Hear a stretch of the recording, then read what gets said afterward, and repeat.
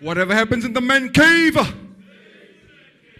Good evening, ladies and gents. My name is Tatomba, popularly known as TTMBHA, and I'm the founding chairman of the Amatyma Brotherhood Circle. We look after the wellness of men and boys. We are by far the biggest men's wellness network in Africa. And so it's such a special occasion for me to come back to this institution, having graduated 27 years ago.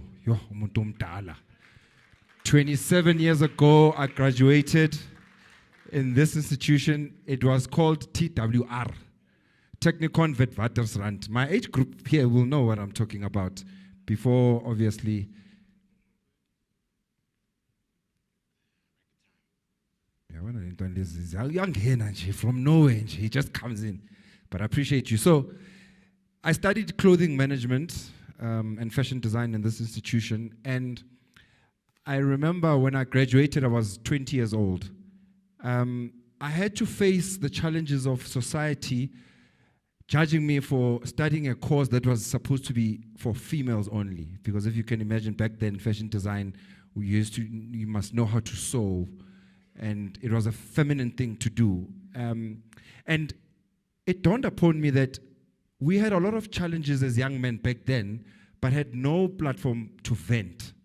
There was nowhere to go. You were literally on your own. Especially a lot of us who grew up ekasi. Yeah, you were taught to toughen up, face the world as is, by indota ikali.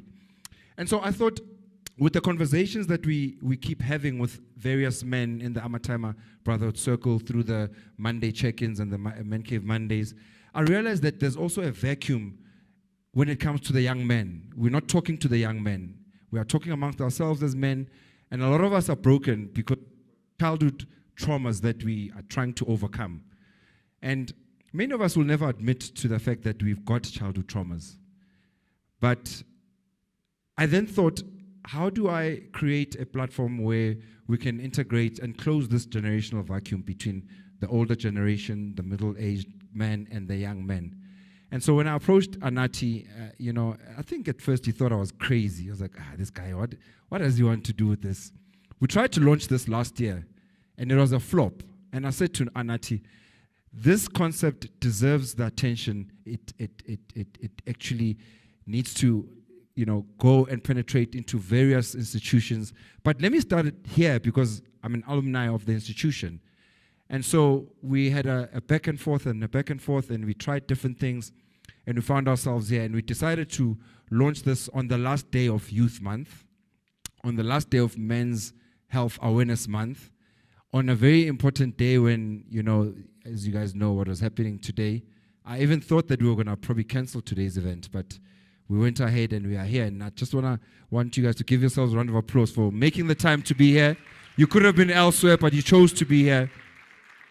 And so I invite you to, watch this particular episode with yourself in mind, whether you are a man, a boy, even if you are a woman, because remember, you guys have got brothers. You've got brothers, you've got uncles, you've got fathers, you've got father figures. It's important for you as women to understand the psyche of a man and how we are wired, and why it is so difficult for most men to talk, and why it is so difficult for most men to open up about how we truly feel. And so I think it's going to be an important journey of putting and shining a spotlight on this young man as he navigates this journey of studenthood, on campus and off campus. And as you know, a lot of these young men are under pressure that they will never admit. There's social pressure, there's social media pressure, there's financial pressure, there's pressure from their parents. That's the greatest pressure parents put on their kids, because we want you guys to be better than us, and we impose unconscious pressure on you. And so we want to have those conversations so that even your parents can get a better understanding of what's happening with you guys. So we're going to be talking about everything that affects your physical wellness. Are you guys exercising? Are you taking care of your body? You cannot follow the steps of your father if you tamalakul nomkaba. You cannot. You have to be the one that breaks that curse in your family. Look after your body. It is your temple after all. Take care of yourself. Be conscious about going out gymming. You don't even have to gym. You can walk, you can run. Be active. Then we're going to talk about your mental wellness, depression, anxiety. A lot of you go through depression or are about to go through depression. There's 4 billion men in this world. 4 billion. And 40% of them are either going through depression or are about to go through depression or have experienced depression. That's the reality. That's the number. 1 in 8 men commit suicide in this world.